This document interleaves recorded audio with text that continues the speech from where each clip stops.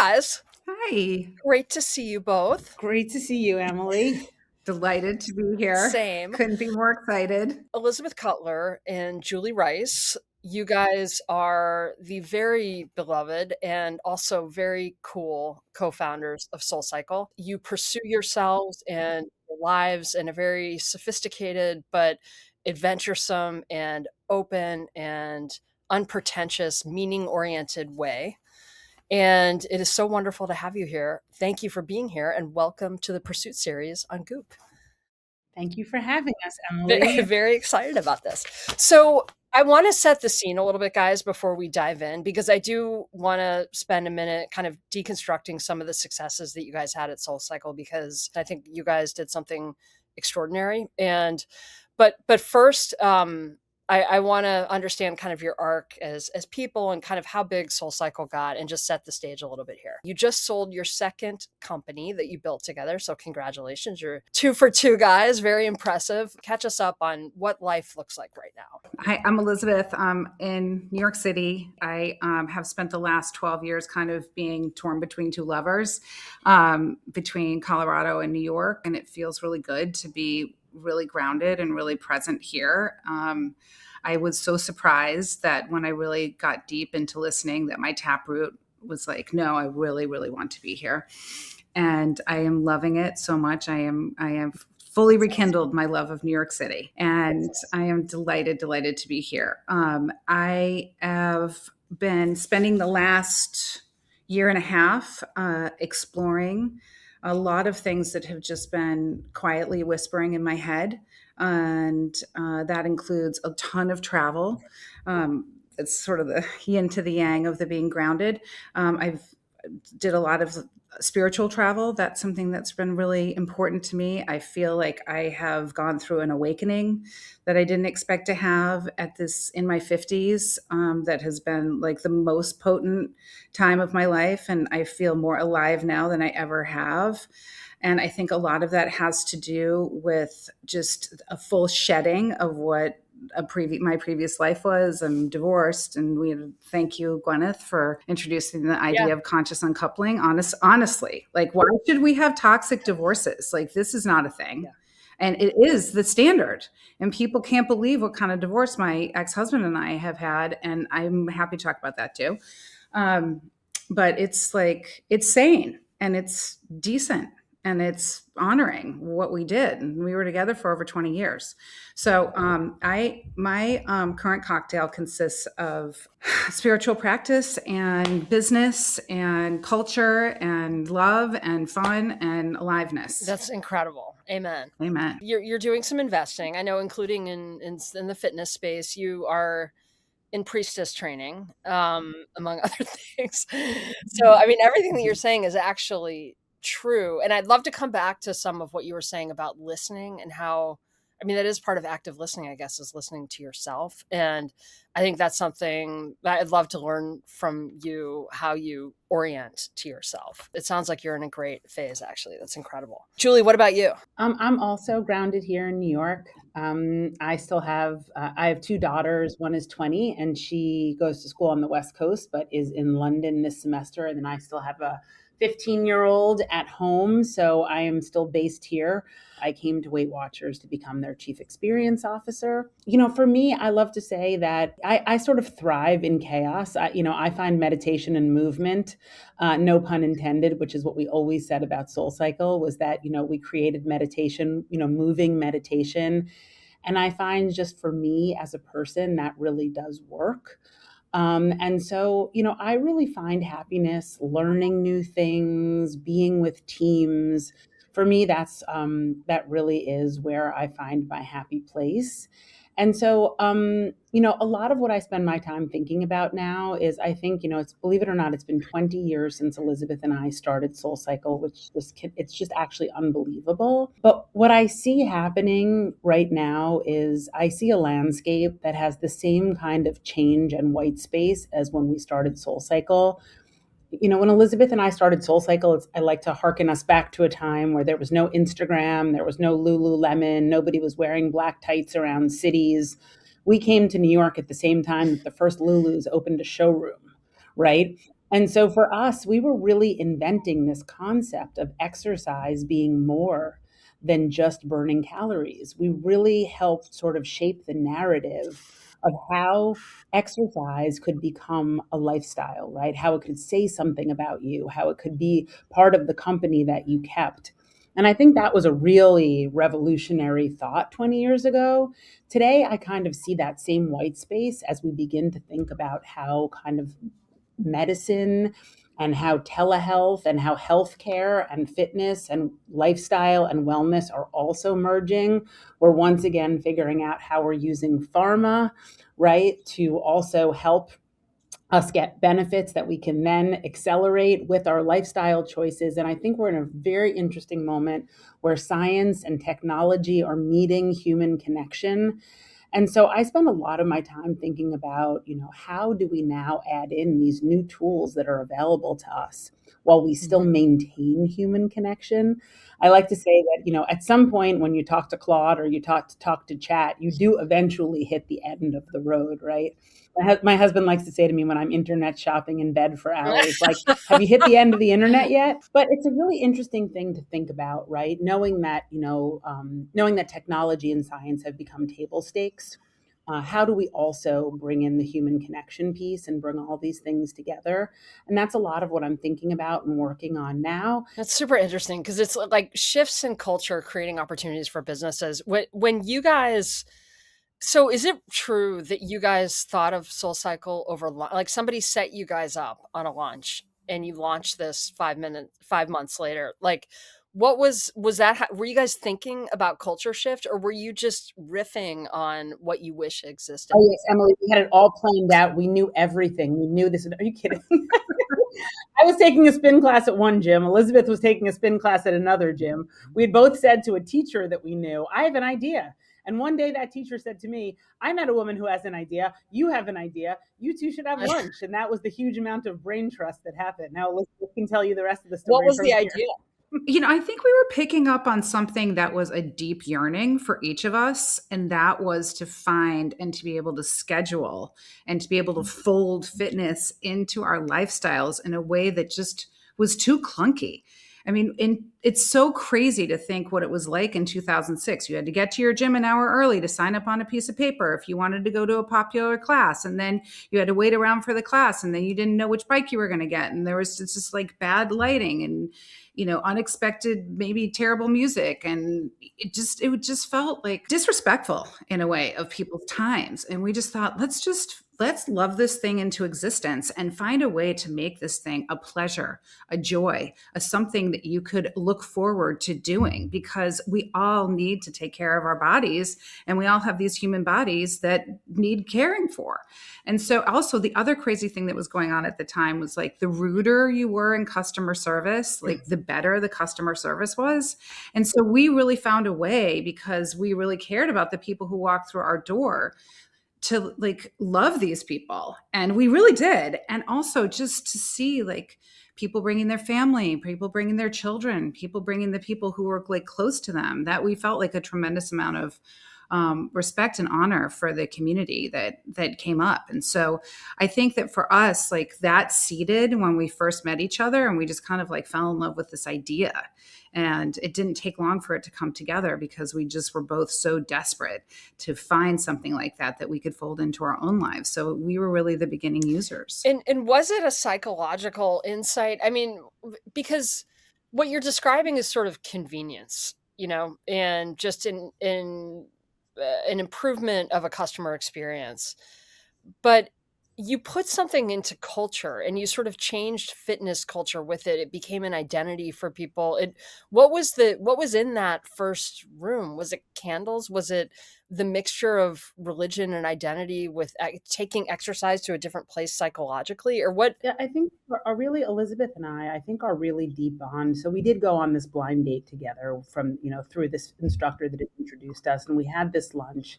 And it was one of those things where we had a really common vision, but we had different skill sets. And, we left lunch that day, and Elizabeth called me and said, okay, you research towels and I'm going to look for real estate and I'll call you on Thursday. And really, it's a crazy story, but like she did call me Thursday and she found an old dance studio that was a 5-year sublet and it happened to be across the street from my apartment. And I met her there and we went to Starbucks and we wrote a business plan on the back of a napkin, which Elizabeth still has framed in her office. And 5 months later, we were open. It sounds like a crazy story because I actually do believe being a second time entrepreneur is much harder than being a first time entrepreneur.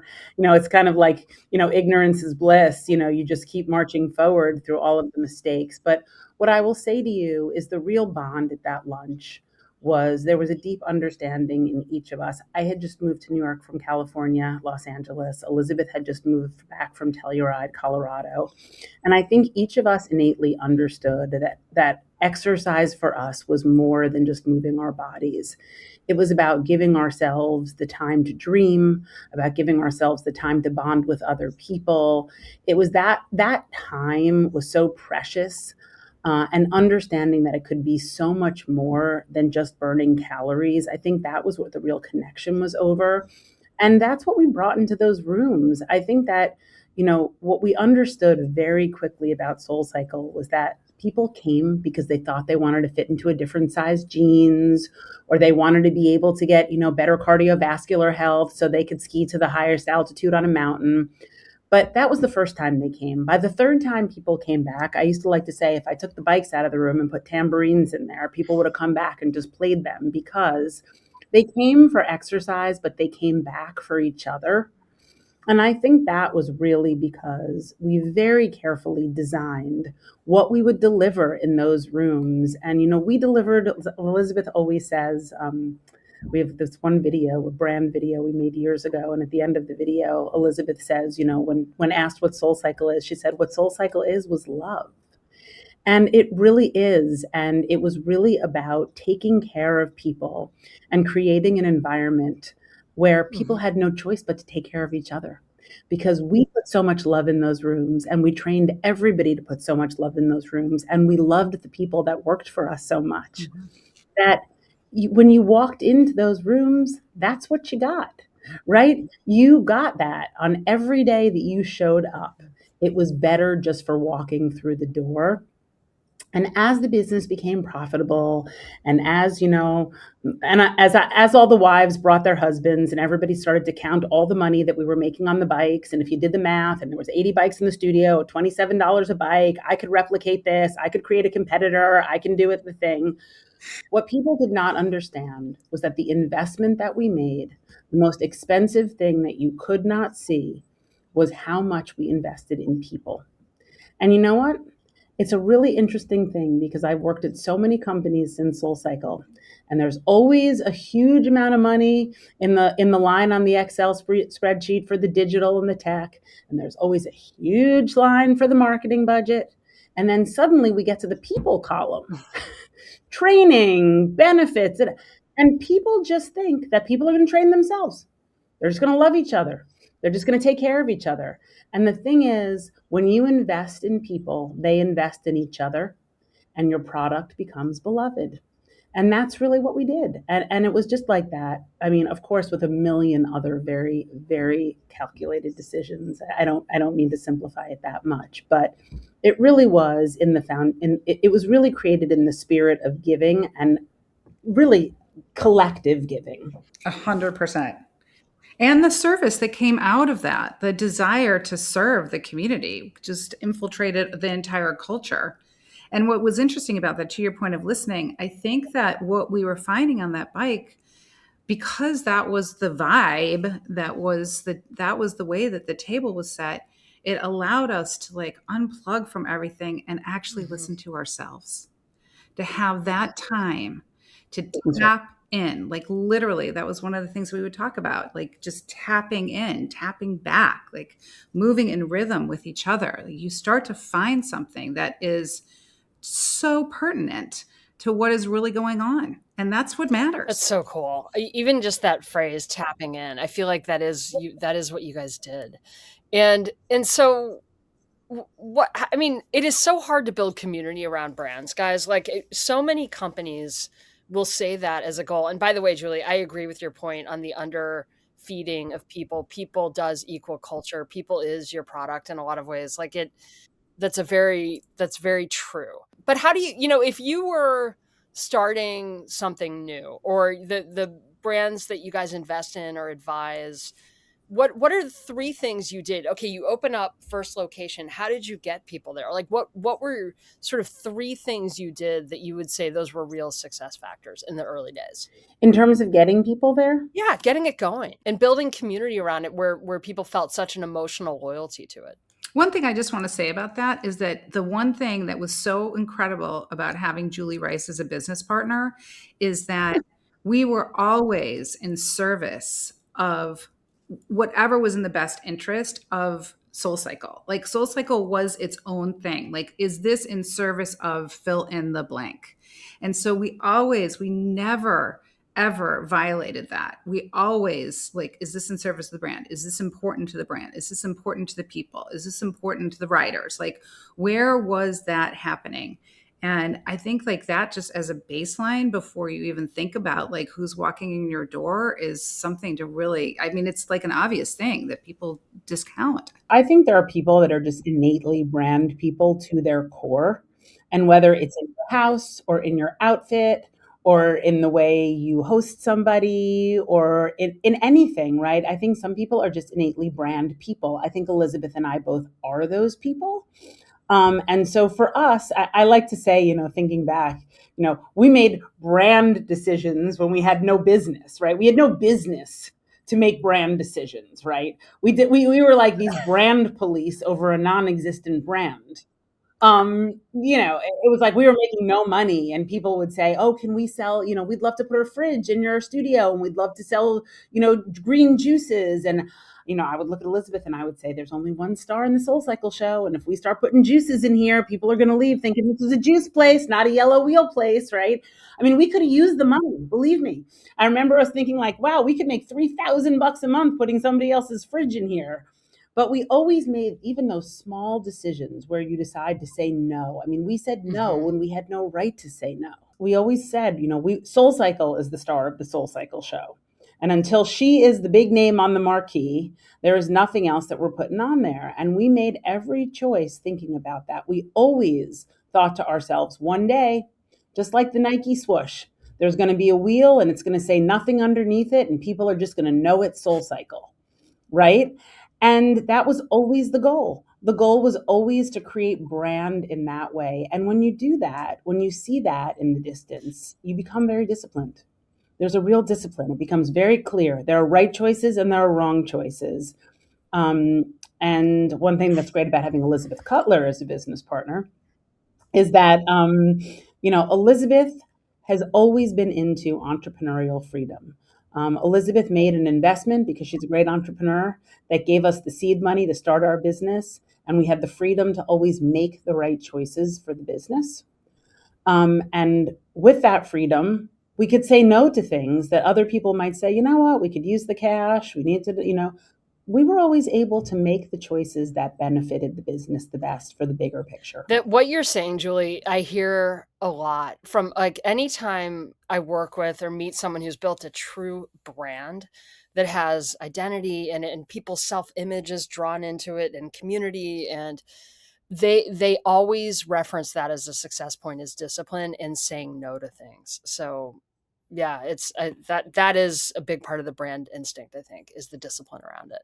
But what did you guys, I mean, there were a lot of spin studios. I mean, first of all, how big did you guys get? I think it's easy to. No, Emily, there were no spin studios. Let me bring you back there. There was no boutique fitness, right? In New York City, there were a couple of yoga studios, and not much else. And so nobody was paying per class for fitness. So we actually really had to create a marketplace before we could create a product, which was the harder part of this equation. Training people to pay something for something that is included in their gym membership is actually harder than creating a great product. Especially because New Yorkers do not want to be insulted in terms of their intelligence. Like, how dumb do you think I am? This is for free down the street. Yes. But it's like, and Julie was like, listen, it's going to be curtains up and curtains down on the hour. Like, we have to deliver on the hour. And she was like, if we get going in the morning, like the energy will build throughout the day and we can continue to do this. But it was really serious. Thank God she has a theater background and a, Hollywood background. It really helped people understand what their responsibility was in order to kind of bring it and let people really experience something in those rooms. That's so interesting. So you thought of it as performative, like this was an experience you were selling. Yeah, the exact way we thought about it was from the moment you cross our threshold until the moment you leave, it is curtains up, curtains down.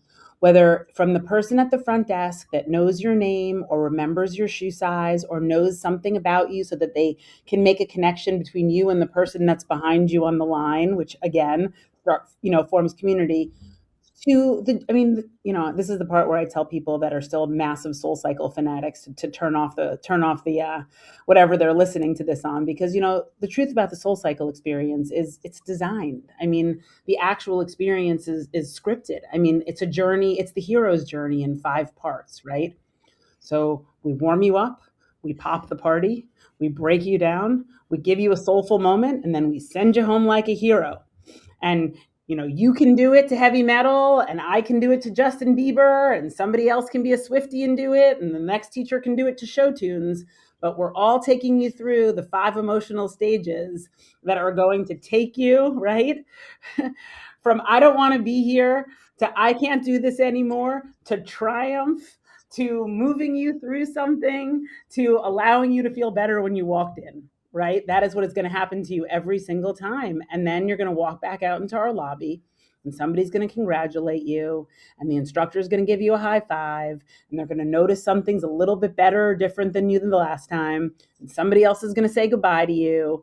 And then you're going to walk out the door and you're going to feel like, wow, they know me. I know myself better. There were people in this huge city that care about if I show up tomorrow. And that's what happens there. And it is all designed down to the moment. It is a theater production. That's so brilliant. It's, you could really take that metaphor with almost anything, including yourself and how you show up in any room that you walk into. I mean, the curtains up, curtains down is such a great metaphor, and the manufacturing of an experience as the product. Like even with clothes, you were selling an identity, and you're, anything that actually is worth kind of stepping to the other side of the room and thinking about whatever you're doing as a production and a performative experience. That's super interesting. May I just also add in that Julie Rice was the first person to curate athleisure. And she was the first person to fold that into fashion. She created these capsules inside of the studio where people would walk in their high heel boots and these tights that I was like, what are those things? And no, I'm serious. And then she would brand them and it just was such a look. And it was so great too, because you sweat in your clothes and they get disgusting. And so it was really like an act of service to have this retail there and to see what she curated and then to see this whole world pop up around it, in the ensuing years has been like actually it has blown my mind to think about like what she seeded out there. Anyway, I just felt we had no marketing to say that. Well, that's true. We didn't have a marketing budget, and so we did do t-shirts, and we did sort of think about swag in a way that people hadn't really thought about before. We had these like iconic silver bags. I mean, it's kind of a joke. We had no marketing budget when we were done building the studio. We had $2,500 left over, and Elizabeth looked at me and she was like, okay, marketing, what are you going to do? And I said, we're going to make t-shirts and we're going to get the 250 coolest people we know to wear them. And then Elizabeth and I got like master press lists from anyone we knew. And we drove around the city with these silver bags in your tiny station wagon and tried to like deliver these packages. Oh my God, it was what an experience. It was a long couple of days. But did that work, guys? I mean, so it was like this very early influencer seeding strategy before that even existed. You drove around and did the because nobody swagged people then.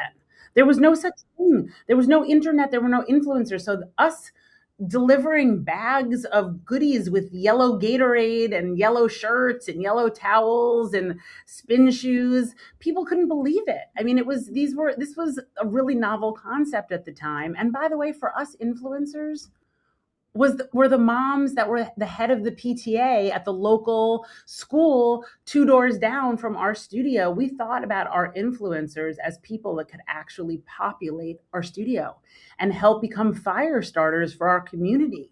And that's what's so interesting because, in this whole world where we're all, paying to play and influencers and this much a post and this is the engagement and all the things, we thought about influencers as people that were actually going to live in our community, that we were going to be able to take from users and make them evangelists and people that would stir this pot up for us and start these fires. And so I think for us, local marketing strategy was everything. You asked kind of what we did. I mean, we walked up and down avenues doing everything from putting flyers in mailrooms to going to local businesses, donating to school auctions, giving it away to the employees that worked at the stores around us.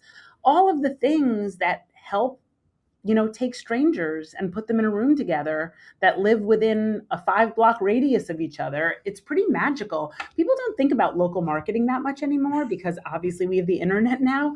But really, most businesses, especially local businesses, you really only need 500 customers to become profitable. And really most businesses, right?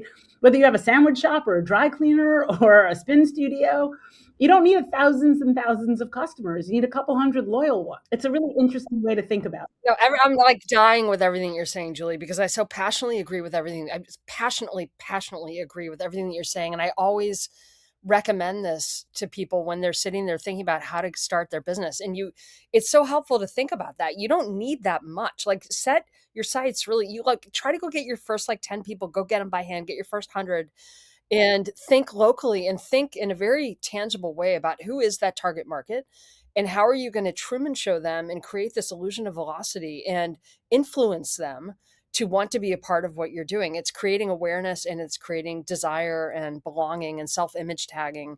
And what you did is perfect. It's literally perfect execution of marketing. And I know I've gotten to work with you enough that this is still the pattern of how you think and it hasn't changed. It still works. It's still the right thinking. I'm just so impressed that you guys did this. And let me say there's one last piece, Emily, that I think people don't think about anymore.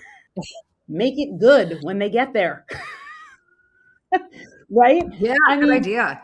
Make a great product, because why should we have to acquire the same customer over and over again? Why can't we keep some of the ones we have, right? That was the thing for us. This concept was so out of the box that if we could find somebody that was willing to pay $30 for an a la carte spin class and find us in the rear lobby of a building, we had no sign on our front door. You couldn't even find us. You had to come down this long hallway to actually get to our studio. And then we asked you to clip in a bike in the dark for $30. If you made it all that way, we had to do whatever it took to make you come back. I would babysit your kid. Elizabeth would feed your parking meter. We would walk your dog around the block. Like, it didn't matter. The acquisition cost was so high for us in terms of human capital. You had to come back. We had to love you into coming back. That was it. How big did it get, guys? How many studios, how many employees? The exit, I know you have not announced, but the internet says that you guys each walked away with $90 million.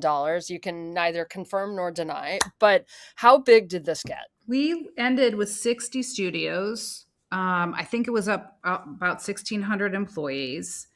And how many riders a day were we seeing, Elizabeth? 20,000? I think it was 20,000 people a day, maybe more. I think between 20 and 30,000 people a day. Yeah. And the beautiful thing about that too is like we were on all these cities in Canada and the United States. And I remember somebody saying, this goes back to your marketing thing. I'm so bummed out. Like we have to move to San Francisco. And I'm like, that is not a problem.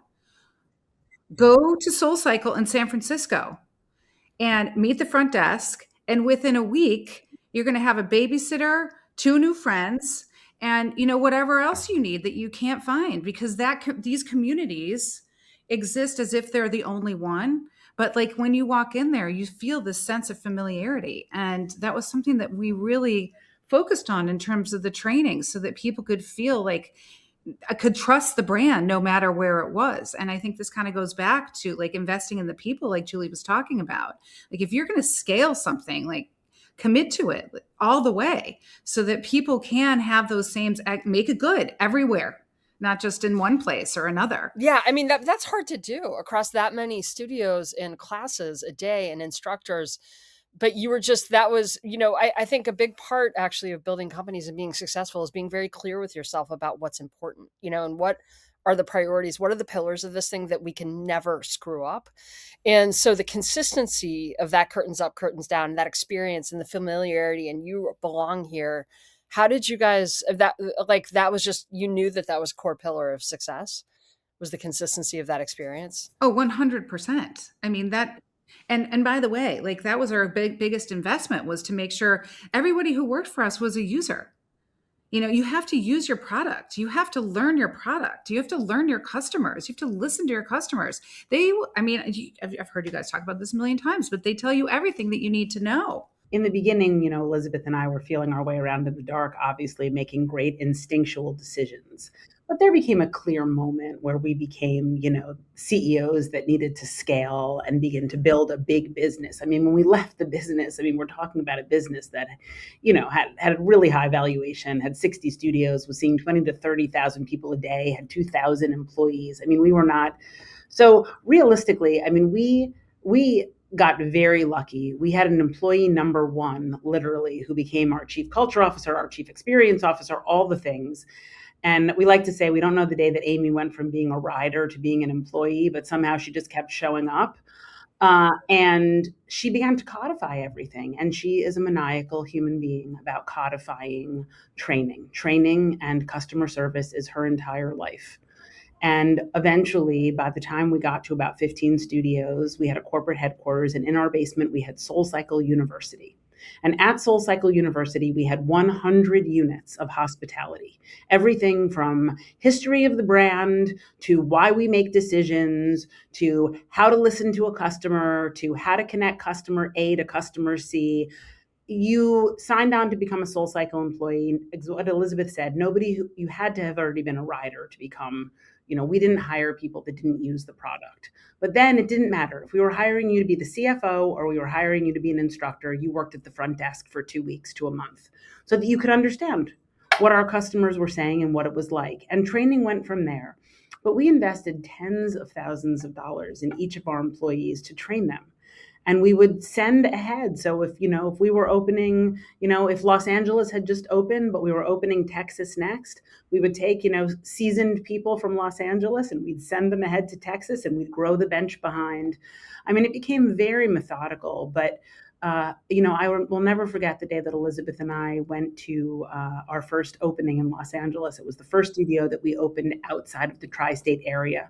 Before that, we could touch everything. If I hated the retail, I could drive up to Connecticut and change where the bras were hanging. If Elizabeth didn't like the way the studio looked in Scarsdale, she could get up there and tell them to move a wall. But this was the first one that we opened and then we left. And we went back for the 1-year anniversary. And we took a ride, we rode in the anniversary ride and we stood in the lobby afterward.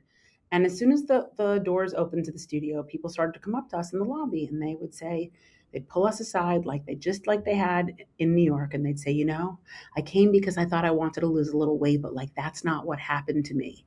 It turns out I became confident enough to, leave my toxic job, or I didn't know how to have a relationship with my daughter. And we come here together now. And it became very clear to us that we had figured out how to scale human experience, which, by the way, Emily, was always the question around the valuation of the business. People would go, nice business, girls. And by the way, that was what they said. But how are you going to scale a human experience, right? Because it's this, right? It's a magic, right? It's science and it's art and it's science. And it is very hard to put art on a spreadsheet. But we did it. We really did it. And we did it in a very methodical way. Those playbooks live on today. If you go to a studio today, people are still being trained the way that we set up that training program to be. And, I like to say, we really codified magic. You guys get me so excited every time I talk to you. I'm so dying to build something with you guys. And I can't imagine the the respect that you have for each other, the way that you talk about each other, and the energy that you guys put into every you guys have this intrinsic belief in what you do, that anything is possible. Okay, we'll buy a space. Everything is possible like overnight, and you guys just plow in and do it. You're true entrepreneurs. I just love hearing you talk. But what do you guys think about culture right now? Like, I've been thinking about like the last two Super Bowls, for example. I'm like, I don't know what we're about anymore. And I don't want to talk about politics or anything else, but as a country, I feel like it used to be we all had the same sense of humor. And so all the Super Bowl ads would be kind of like of the same genre, and everything was, made sense and was cohesive. But I feel like we're a little bit lost on culture now. On the one hand, you can make something, the social platforms are so flammable. You can build a meme like overnight, but then it comes and goes. And, how do you, if you have your ear to the ground, and I know, Julie, you've already mentioned sort of the personalization of medicine and the humanity, that becoming more human. But what else, if you have the ear to the ground on culture right now, what do you think is happening? Like, how would you describe, or what's hitting right now, whether it's a brand or TV? What themes are you guys seeing? I think that the more and more that we are using AI and becoming reliant on AI, it's like an inverse algorithm that happens to us where we're going inside. And I've heard you talk about this, Emily, and I think it's really true that the divine lives inside us.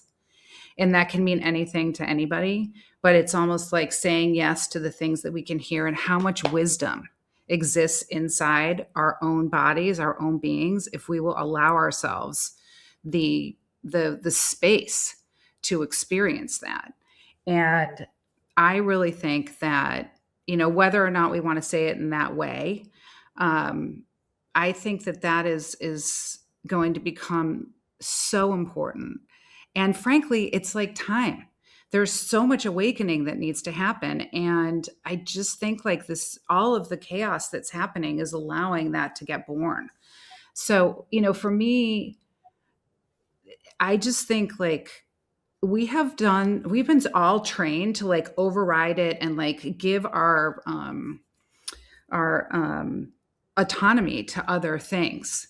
And I think it's fine to do that. I think there are, it's interesting, it's fun. There's a lot to be said for kind of playing in that. But then ultimately to come back home, I think is very interesting. And I'm personally really curious about the yin of that with the yang of what Julie was describing. Like, how do you put these pieces together? And that will become a core element of it for sure, in a way that it hasn't in a long time, because we've always looked outside ourselves. I love that. And the way you phrased it, Elizabeth, like as an awakening, and the creation of inner space and the validity of inner space. I really agree with you. And I think that's why 90s New York is hitting so hard right now. I feel like in so many fashion brands, the Love Story, JFK Jr., because it was real, it was unphotographed, there was no Instagram, it was people just living, and there was an authenticity to it. And I think, Julie, our mutual brand that we admire so much, A24, and the way that they've built community, I think is because they're putting an authenticity stamp, and people want to be a part of that community, because I think it says, I value my inner life. And so, yeah, I really agree, Elizabeth. I think that is what is driving that need for inner space and feeling real and valuable, is what's driving not flammable, ephemeral culture, but the stuff that's really taking root, where you can see it and think that's going to be a generational brand. Julie, what about from your angle? You are so good at putting things into culture. It's a really interesting time in culture. Mhm. I think we're in a little bit of a tweener time, right? I really do. I think we're like a little bit in a cusp of. I believe what Elizabeth said wholeheartedly. I actually think people are actually getting bored of their own phones, which is amazing. I'm seeing it happen. And I think it's fascinating, and what we're gonna put in that void is really interesting. Look, I can tell you, I was thinking a lot about coming here and talking to you today, and I was thinking about like sort of like, for me, what is the what brand is my hero brand right now? And you know what? The truth is, the New York Knicks have become my hero brand, and for a million reasons, I will tell you that, but. It's so interesting. Like when you ask what I'm craving, I feel like this basketball team has brought me back to life post-COVID. I know it sounds crazy, but I was looking for a reason to live in this city and love being a New Yorker again and not feel divided by the different politics of different people on different street corners and all be rooting for the same thing and be in a place where there's a live experience and we're collectively going through the hero's journey together every night. And I have a common language that is like making my husband and I closer now because we have this thing we do together. And it's just fascinating to me. Like this brand has all the elements of like swagger and there's like style, love a tunnel walk, and there's community and there's, pride for New York. And when I think about all of those things, I really can't think of any other kind of brand or experience that is keeping me so engaged and feeling so connected and emotionally attached to something. And I think that's really interesting. I've really tried to dissect that and think about it. But I think we crave experiences like that, and that is why I think consumerism is different now. I think we need, the calls to action have become bigger because we can do so many things in our home. It's up to us to create things that people want to get out of their pajamas for because we can all work in, a sweater and our pajama pants, neck down on Zoom. And it's really interesting. I think we're waiting for those new things to emerge, and I agree with Elizabeth. I think we're on the cusp of it. I think it's a really exciting time. Can I just tell you what my New York Knicks are? Oh, by the way, Julie, you did not mention the looks. That's the other thing that you love about the New York Knicks. Oh yeah, the tunnel walk. Oh, the tunnel. Oh, for I'm obsessed. Believe me. The first thing, it takes me the whole first quarter just to calm down. And like after I've peeped the whole garden, gone through everybody's looks, like it takes me one whole quarter to get through the looks before I can focus on the actual athleticism. And that's the whole thing. I love that you're into it because it kind of. Oh, I love Celebrity Row. I like to know who's there. You know what I mean? It's a whole thing. I mean, it's really a whole New York moment, and we love. I mean, it really. I'm back in love with this city because of it. You know what I love about basketball? It is such embodied movement. Like those guys are in their bodies and they have tuned that and they are in sync with each other and in sync with that ball as they're moving. It's just amazing. And it's funny because like the two things that are making my life right now are embodied movement. And the place that I'm getting that is with Taryn Toomey at the class and Soraya, who used to work at SoulCycle. I am obsessed with what is going on in that room. It is like the most potent thing. And then the yin to the yang is I am also living for 5 Rhythms dance. It has made me fall back in love with New York because there's like, it feels so authentic and so real and so cathartic and so fun and so joyful and so challenging and so much aliveness and so weird and so wild and all the things. And so it's so funny how we found these places for each other. Like for ourselves and our personalities, kind of similar. I love it, guys. I love it. It's so you, each of you, and so true, and the Knicks, I mean, I think the NBA actually just in general is one of the coolest brands, and it's just a cool brand, and everything NBA is just cool. And Elizabeth, yeah, there, the physicality, it's all a conversation around ephemeral social consumerism and AI. That's what is our reaction to that. I feel like really is dominating kind of human psychology right now. And we get to have bodies and we get to have consciousness and to feel alive in a body and to struggle with something. And, so that's, and something weird, I love that. I love everything you just said. That's awesome. If we look at peoplehood, you started this in such a different way. This was not over lunch. Hey, let's go do something and buy a space and da, da, da, da. This was 3 years of research of looking at, studying humanity, AA meetings and, religious communities and the Harvard Happiness Study. And what did you guys learn about people? What was surprising about that? Or are you glad that you spent that time? Did you learn about humanity doing that, and what were the key takeaways? First of all, everything is part of the journey, so I am glad that we did it. I think what we learned, I don't know if it was as much of a learning as a reconfirmation of kind of what we already knew in our souls. But what I think is really interesting, a big takeaway from SoulCycle was that everybody really wants to be heard. At the end of the day, people want to be heard. They want to feel valued. They want to feel like they're seen. They want to feel like they matter. Human beings acknowledging other human beings is really the foundation of life.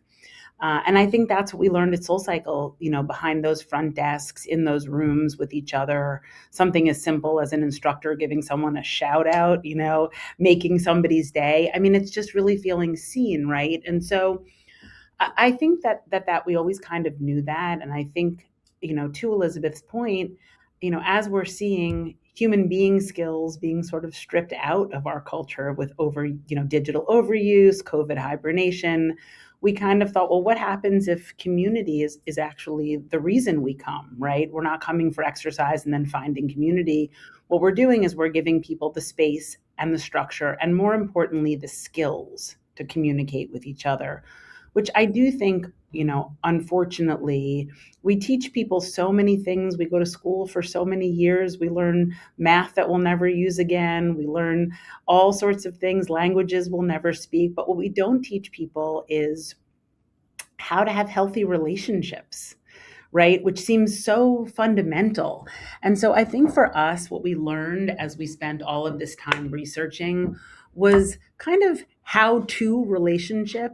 We kind of codified the skill sets that you need to teach people how to be in healthy relationships. And I think mostly what we learned is that's teaching people active listening, giving people a chance, giving other people a chance to share, asking them probing questions rather than sharing your own opinions.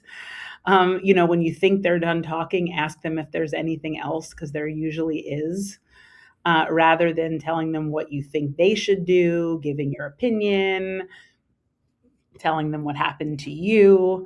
And so we learned some really interesting techniques from some really interesting people. I think we learned about what it's like to share vulnerabilities so that other people feel comfortable to share vulnerabilities. A lot of skill sets that I think, people would be very well served to not only learn but practice. That's kind of always how we thought about peoplehood, kind of as a place to practice your human being skills. And so it was really valuable, and I think we took a lot away from it. I think it really helped us dissect some of the important elements of what we delivered in SoulCycle. And, we ultimately wound up selling the business to Weight Watchers, and they're now using it to help reformat their, their community workshops, which is great. And I would say we would do it again. Listen, a lot of it was during COVID. For me personally, I've learned I like to create in a room with people. I don't like to create on a Zoom screen by myself. And I think we learned a lot. That's what I would say about that. What do you want to share? I'm sorry, I'm rambling, Elizabeth. No, I honestly, for me, it was everything that Julie said. And I think the takeaway was it was like getting a dose of humanity. And there's something really potent and super nourishing about having those kinds of experiences, especially with somebody you've never met before. And it made me like, I developed a lot of optimism, and same at SoulCycle, but like we just met so many good people. People are really like, there's a lot of very decent humans walking around this country. And it felt good to be in that kind of presence. And in terms of just like the learnings, I think for me, I think for both of us, honestly, the call to action has to be so strong, and people's experience of it has to be like so potent to develop that kind of habitual need. And there was an essence of this that was a little, what's the word I'm looking for? Not obvious. And so sometimes like I just kind of feel like people got it, but then they lost it. And I don't know, I think that was just a piece of it that we kind of left us still being curious about, maybe how things could have gone a little deeper. That's not making any sense. But anyway, you can edit that. Well, I think optimism, first of all, I just want to say I love what you said about optimism, because that is so important in life. And I think that all the time of like there are so many good people walking around. And so to spend that time kind of soaking that up and coming to that conclusion, I think is actually really nice. But you said something to me, Elizabeth and Telluride, a while back. We were having coffee one time, and you said, I feel like if my husband and I, you referenced your divorce earlier, and we don't have to talk about this, Elizabeth, if you don't want to, but this has just stuck with me for so long. You said, I feel like if we had been better listeners, if we had had really good active listening skills, we would have had a shot at staying together. And I've thought about that so many times, because that is the thing of marriage, is just, it's this constant effort to hang on to each other, and the role of listening in that. And it's such a temptation in relationships to take the self-indulgent, the thing that makes you emotionally feel indulged in the moment, instead of targeting the long-term health of the relationship and doing the mature thing of just trying to get to that. So I thought that really moved me when you said that. And so there was a kernel in what you guys were doing at People that I thought was like really beautiful. Actually, that would have been a great service to humanity. And it's so interesting. So two things about that. We actually did use, Alan and I did use that, and it really helped us for a long, long time. And I think maybe what I was referring to is if we had had that from the beginning, to Julie's point, like if you are teaching people how to be in relationship with each other, it's such a valuable skill to give. And to really, and by the way, the reason why we even started thinking about this is because Julie and I were fighting. And like, we couldn't fight and serve the brand, because you can't have that kind of strife. And yet we're very different people. We were hit with, a tsunami of challenges. And we had to we ended up learning this from our coach that we got very early on, which we also fought about. And she had us suspend our own positions to just shut the fuck up and just shh, and listen to the other person and get their world for 5 minutes, 10 minutes, not that long. And then we would do that for each other and leave it. Come back the next day and see what had shifted. And I am just saying, that was really the seed and the kernel for why Peoplehood got birthed, because we wanted to give people what they could, get out of that room that you didn't have to have equipment to do. Something so scalable that you could take with you and use in the boardroom, in your bedroom, at your dinner table, at Thanksgiving, for God's sake. All of those places that are can be a little landmine-ish, and with no good reason. And it really changed, how we related. It changed how we ended up training into the scale of the business. It changed how we taught the people at the front desk to find a yes for people who came in. People come in hot to retail establishments. They do not bring their best selves. And, you've got a 19-year-old standing behind the front desk trying to manage somebody's meltdown. And we have to give these guys something to be able to manage the situation that is going to work for them. And so we empower people, like, find a yes. It might not be the yes the person's looking for, but find a yes. And that is also just like a beautiful offering. That's like service. And so we really did all this work in service of our relationship, because, like I said, it was a legit tsunami. And then it started to, filter into the organization, and then it filtered into this next round of creation with Peoplehood. And I think it's time well spent. Yeah, I want to do it. I wish it still existed. I'll come find your. Let me say one thing to you.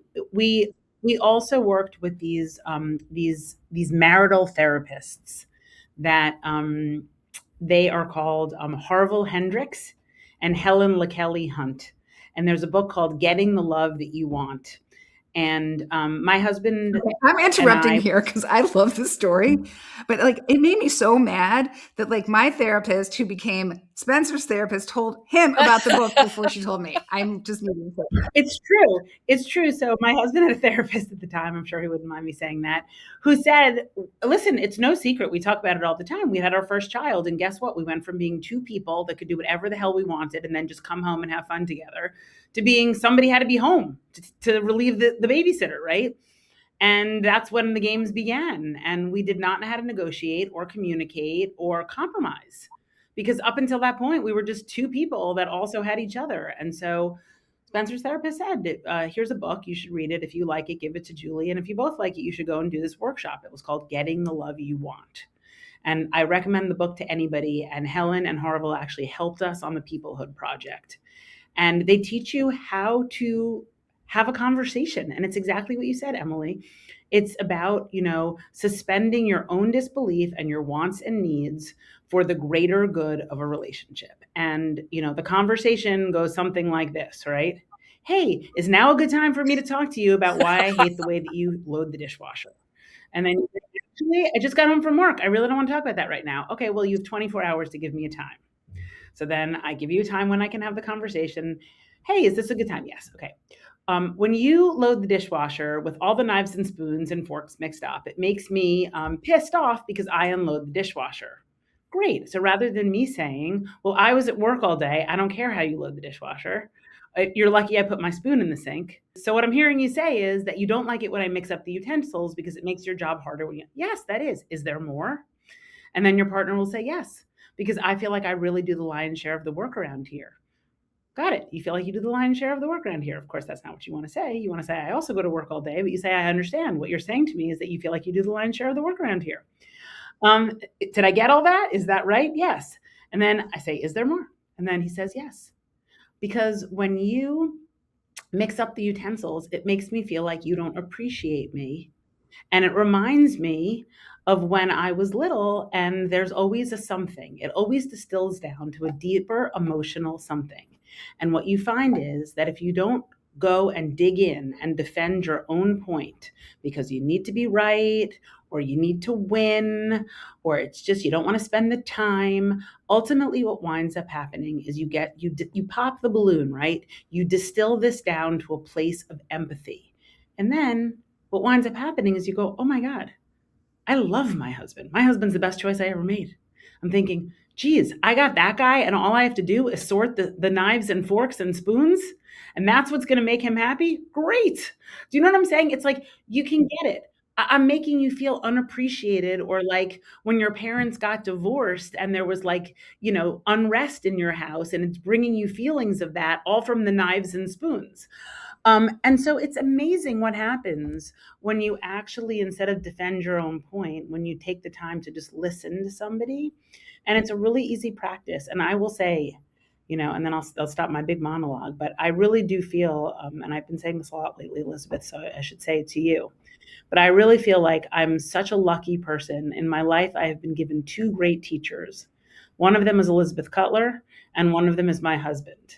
And I have done this work with both of them. And I will tell you, it has profoundly shifted the way that we have been able to grow together over years because, we all speak the same language, which is really not what most people do. I mean, this is work that is very worth doing, but it's pretty amazing when you get to the place where you can communicate in that type of a way, where you take your own ego and your own sort of need to win, and you can just hear. It really shifts things dramatically. I actually think it was also part of the reason our business was so successful. We would go into a room and we'd want to win. And by the time we'd slept on it, we were able to come back into that room and make a choice that was good for the business. And when that happened, everybody won. Yeah, that everything you just said was so good, Julie. And I'm gonna read that book. And it also reminds me, I've been meaning to have the dishwasher conversation with Sean for 20 years and running. So Listen, this is about life being filled with tiny miracles. And, there is something really satisfying about just allowing the miracles to exist between the people that you love. And if the miracle is a dishwasher, just like you said, Julie, yay, at least you know how to do that. I love it. And it does. I know what you mean, because Sean and I have been through those same kind of, it boils down to something that is, you're just so grateful for that person. So that's awesome. Okay. So I want to talk about cost. And because we're talking about sort of pursuit and pursuing everything at once, a full meaningful life and success and everything else.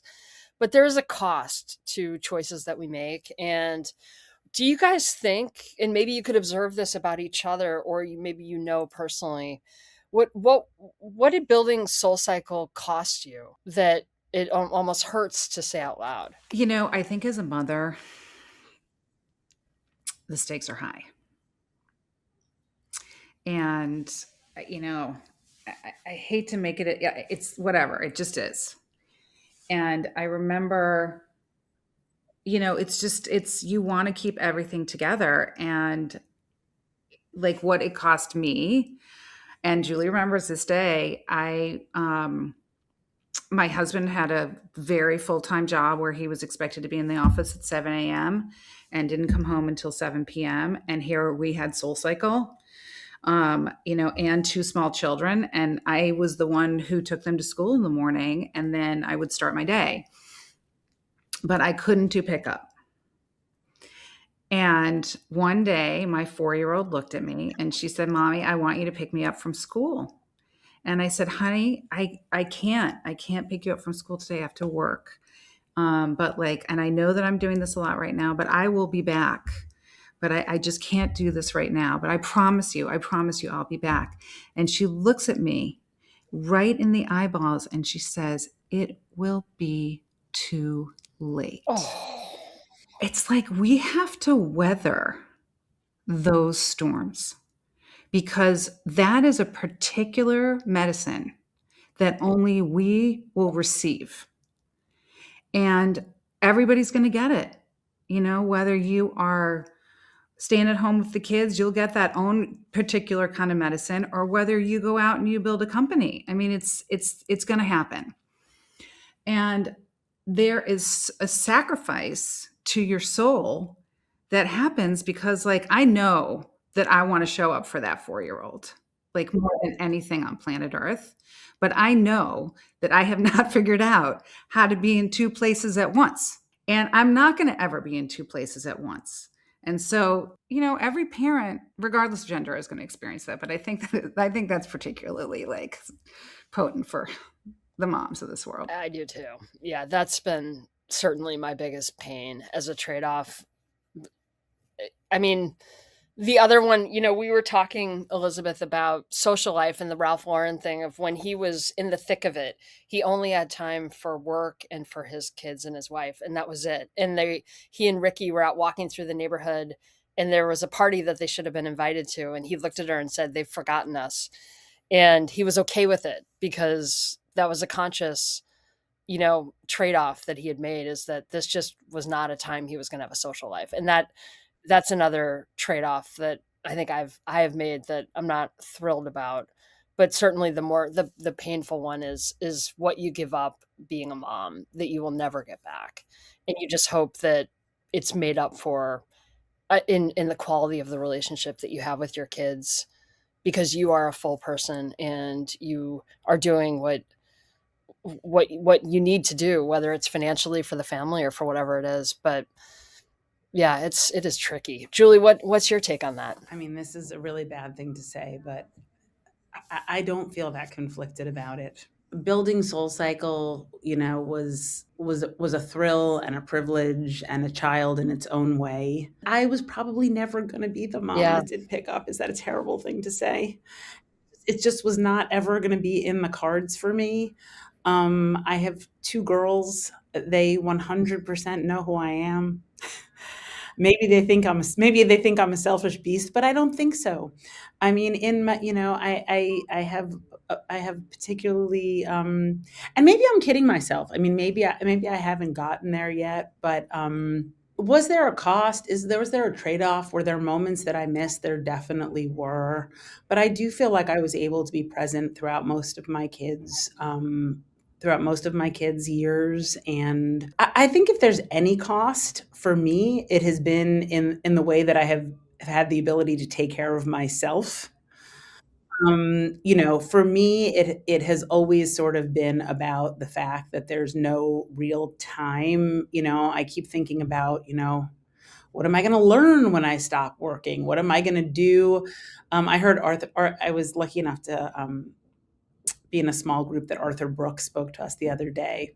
And he was talking about having friends that are useless to you, meaning friends that, there's nothing you can get from them. There's nothing you can want from them. They're just useless in the best possible way.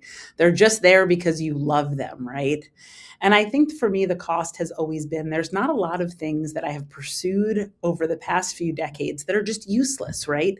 Whether it was learning to play tennis or learning another language or taking an extended meditation retreat or something. I wonder, and I know that there are parts of myself that could be more developed just because it would be interesting for me. And I look forward to kind of that chapter of my life where I can just learn obscure things and do all the things. But and that is probably the cost, probably physically and mentally. I have not expanded my own self or taken good enough care of myself. But other than that, it's interesting. I was reflecting on it this morning. Today's my little daughter's 15th birthday. And I called my husband and I said, it's funny, there's a lot to be sad about when your youngest child is turning 15, but I feel like, honestly, I've enjoyed every day. I've enjoyed every part of it. I've been blessed to have, parents that have seen these kids along their way. I have a partner that honestly has been more than helpful and supportive. And I think that's also been a gift for me that I can't underestimate, that I've had a lot of freedom and latitude in my career because somebody else was also at home during times that I couldn't be. And so there was a cost, but for me, honestly, if I'm really being like selfish and honest, it's all been a thrill and a privilege, and certainly one that I would do all over again. This is one other sort of thing that's so interesting.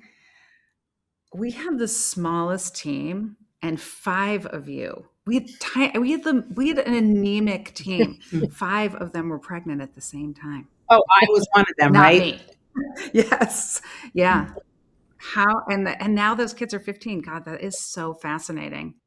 Yeah, I will say, we got really lucky with our kids. And Yeah, and for and sure. good partners while we were doing it, for sure. That's key. I agree. Really, truly. Are you guys content? You've been so successful. You lived very rich lives. And or are you guys, do you still have a lot to do? And what is meaningful? What are you looking for in the next stretch of your lives? What are you seeking? I'm so content. I don't ever think I've been this content.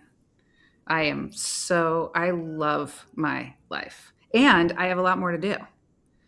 And I'm really excited about it. And I've been getting a lot of strong messages about what that is. And I cannot wait.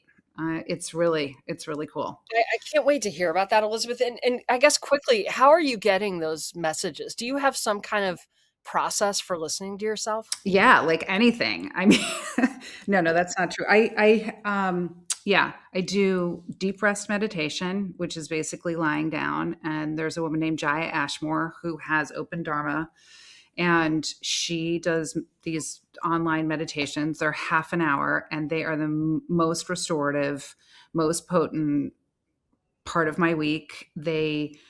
It's really, I think I'm tapping into like the limbic part of my brain. I can't even describe what it is, but I feel so nourished when I'm done with that. And then I get a lot of messages in those things. So, that's not a big investment. And then I've just been doing a lot of movement to really see like what is in this body. And I feel this huge, again, here's the word, awakening that is happening. And I'm getting a lot of information. And I think like I'm not the only one. I think this is happening for a lot of people. And I just think it's fascinating timing in terms of the zeitgeist and how this is all going to come together and what we'll do as human beings who live in human bodies. And with all of this enormous change that's going on and what we have that we haven't even tapped into. I mean, has anybody ever done breath work? I've been doing breath work for years, but like I am always astonished what comes up as a result of breathing. I've been breathing my whole life. All of us have been breathing our whole lives. I had no idea that I could do these practices and get so much out of it. It's fascinating. So yeah, between that and movement and meditation, and it sounds really woo, but I honestly, also think that's kind of like a disregarding the potency of our human experience. I think there's something incredibly powerful about that, and I think that there's a lot for us to learn, and it is just waiting for us to take notice. I'm going to check that out, Elizabeth. That sounds really, because I agree. I've been doing breath work forever too, but not in that. Well, that's not true. Sometimes it has been a really helpful tool for opening up, for listening to myself.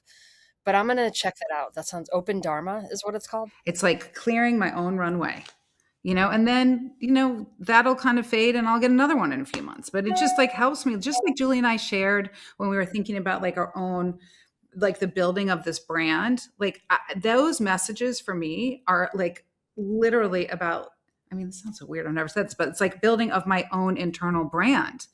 What am I investing in? What am I spending my time on? What am I doing to care for this? What am I doing to like align my channel with like what I need to be doing and who I need to know and how I need to know myself? I'm finding this very fascinating, clearly. I mean, I love the concept of personal brand and always trying to clarify that. And that's so cool. I'm happy for you, Elizabeth. That I really am. I'm glad you're in such a good place. And Julie, what about you? Are you content? Done? Still doing? I think contentment and ambition can coexist. And that's actually the great thing about being older, right? I'm so content with so many things. I feel so lucky in so many ways. There are so many things that make me feel content these days. I have a grown-up daughter that's living abroad that I can go visit in another country and enjoy as a grown-up. I have a younger child that's finding her way and growing up better than I expected. And yet I still feel ambitious. And honestly, it's interesting. I'm feeling more ambitious and curious than I even did 5 years ago, which is interesting. And, part of me thought that I would be ready to be slowing down, but I don't really feel that way. And, I also think it's funny. I think often people's expectation is that, at a certain point you slow down, you take the time, you've had an exit, you did it. And I've actually made peace with, that my rhythm is motion. Right. So for me, my kind of contentment comes in staying engaged in, curiosity and engagement and like living in the world and learning for me are part of my contentment. And so I am just tuned in to the messages that Elizabeth is receiving because I just do whatever Elizabeth receives. You know what? It's worked for me so far, Emily. I'm not straying far from that path. As soon as Elizabeth lets me know what she's received, I am also going to receive that and run right behind her the same way that I did 20 years ago. I will be dragging from her leg saying, "Take me with you." The funny thing about you coming to the realization that being in movement, I feel like that came through almost like a meditative experience. I think that's right. I think that is right. I think that which is not your typical movement. I remember, I'm sorry I interrupted you, but I'm also having a memory about like two different kinds of sharks. Like there's one shark that has to keep moving and like will die if it stops moving, and that's the Julie shark. And then there are other sharks who learn how to sleep in a certain part of the ocean, and that's the Elizabeth there were one great shark, Elizabeth. And together we are one great shark. People should watch out for that shark. That's quite a shark. I can't wait to see what you guys do next. I had this cute little lightning round thing that I wanted to do, which maybe we could try to do in like 3 minutes. It's just 3 questions that I just wanted to get quick responses to. So just hot takes from the week. As you guys know, I spent the last week doing college visits with my son, and now I'm in New York City, and I've been on a lot of planes in the last week, as have you guys. So I'm pulling this just from my life of the last week. And so my first topic for you guys is airport bathrooms is something that is a constant source of, I get very upset. Like, and Elizabeth, as you being, with your Buddhist background, there is a precept of leaving a place cleaner than you found it. And anytime you have to open like 4 stalls to get to one that's actually clean enough to eat. Like, I just get really fired up about this. What do you think is going on with women's bathrooms? Like, why is there not the feeling some huge percentage of the population doesn't feel like they need to clean up after themselves? Yes, I find it I find it it's just it's damaging to my day when I see that. But I was laughing because of the airport bathroom because Julie is Oh, a sure. By very the way, nervous yeah, I'm flyer. getting a Is little that bit okay if know I that. say yes. that on? I know. I'm so proud of you. I'm still a But bad during the bad full flyer, so cycle you days, can she was not in. And when you said airport bathroom, I mean, all I could think about was flying with Julie. it was not easy in the day. She used to carry stacks of SoulCycle free passes so that she could bribe other passengers on the plane to trade seats, to like do nice things for me. It was like a whole thing. But I actually think it depends on the airport. Yeah. Like SFO, clean bathroom. Newark, looking pretty good. It really depends on the airport and the bathroom. Listen, it's a cultural thing, right? I mean, go to Japan. You take the coffee cup that when you buy a takeaway coffee, it's like you own the cup at the end and have to carry it around in your knapsack until you get to your own house. There's no Oh, public, you know that, right? In Japan, like there are no trash cans on the street. And once you buy like a takeaway something, you own that piece of trash. So it's a cultural thing. That trash is your personal property. So there's no trash cans on the street. There's nothing like that. You hold it, you own it until you get home. The place that you bought it is not taking it back from you, but there is a personal sense of taking care of trash and public spaces, as if they were your own home. And it exists and it is a culture. And for whatever reason, we in our culture don't think about it like that, and that's really too bad. So what's the take on that? The take is it really to me it depends on the airport, actually. You know what the takeaway is? Wipe the toilet seat. I Unless there's no paper, you should be wiping the toilet seat if it needs to be wiped. I want to tell you, public restrooms at Madison Square Garden looking great. You can find me at the women's bathroom at gate 108. I want to come to a Spotless. game with you sometime, Julie. And secondly, guys, what are you advising your kids, to think how to think about AI and graduating from college and job thinking and what's your advice to them? I just really think like people figure it out. I know there's a lot colliding. I get it. Maybe I'm being a Pollyanna here, but I just think like I don't underestimate human resilience. I don't underestimate our creativity. I don't underestimate our ability to think about things differently and to find something new. It's something that we've been doing for, thousands of years. Like, we're going to figure this out. It's maybe clunky. It may be difficult. There may be a lot of stuff that comes along with it. I mean, in terms of what I'm saying to my children, um, my eldest daughter has she's like figured it out, like what she wants to do. She's loves working at a women's health center. She wants to go to nursing school. I think she's going to be in good shape with that. I think there's a lot of AI tools that will support that. We're still going to need nurses. Great. My younger one, I don't know what she's going to do, but I'm really excited to find out. Like, she'll figure it out. Yeah, I agree. I think it's all going to be okay. For me, it's like I am really working on building children with high EQ. Yes. By the way, that goes without saying. Yes, Julie. To me, it's like, what does the thank you note look like that you're sending somebody? What is the follow up here with the person that gave you a shot? How can you go above and beyond? I don't care what it is you're doing, but like when you are given an opportunity, how is somebody going to remember you? And I just feel like it doesn't matter what opportunity crosses their path, what gift somebody gives them, whatever it is, like teaching them to have above average EQ skills to make sure that people remember them and feel like feel good when they leave them, or that is what I am interested in raising these kids about, because whatever they decide to do, those are skills that are never going away.